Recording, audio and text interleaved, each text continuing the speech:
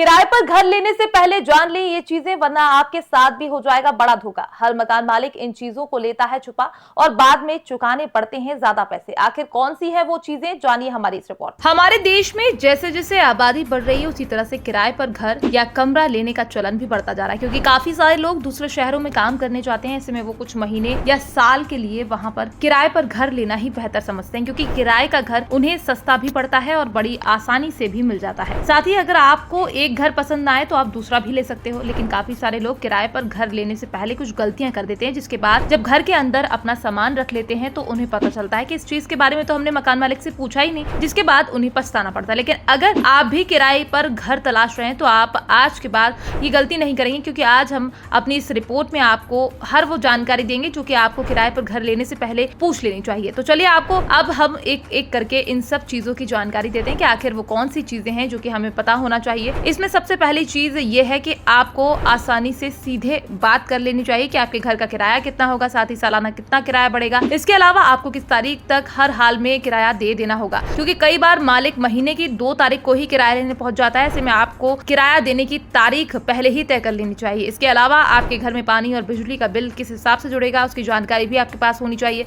अगर बिजली का मीटर आपका अलग नहीं है तो भी आपको अच्छे से बात कर लेनी चाहिए। इसके अलावा कई जगह पानी की मोटर लगी होती है, ऐसे में अगर वहाँ कई लोग रहते हैं तो पानी की एक ही मोटर से सबका काम चल जाता है। इसलिए आपको घर लेने से पहले इस बात को भी अवश्य पता लगाना चाहिए कि पानी की मोटर किसके मीटर से जुड़ेगी। आमतौर पर इसके अंदर बारी लगा दी जाती है। जिसके अलावा अगर आप कार या बाइक वगैरह है आपके पास तो आपको मालिक से पार्किंग की बात पहले ही कर लेनी चाहिए, क्योंकि कई बार देखा जाता है कि जब घर में कई वाहन खड़े होते हैं तो आपको गाड़ी के लिए जगह नहीं बचती है। इसलिए आपको पहले ही फाइनल कर लेना चाहिए कि आप गाड़ी अंदर खड़ी करेंगे या बाहर। इसके अलावा मकान मालिक से आपको पूछ लेना चाहिए कि अगर घर के अंदर कुछ टूट फूट होती है, रंगाई की जरूरत पड़ती है, उसका खर्च मालिक भरेगा या आपको ही अपने पैसों से ठीक करवाना होगा। इसके अलावा घर के अंदर अगर कुछ अलग से सुविधाएं भी हैं तो आपको पहले ही खोल कर लेनी चाहिए कि उसका अलग से चार्ज होगा या किराए के अंदर ही माना जाएगा। इसमें आपको एक सबसे अहम चीज ये भी पूछ लेनी चाहिए कि अगर आप अपने घर पर तेज आवाज में गाने चलाते हो तो किसी तरह की कोई समस्या तो नहीं है। साथ ही अगर आपके घर में रात में लोग अक्सर आते जाते हैं तो मकान मालिक को इस बारे में पहले से अवगत करवा दे। साथ ही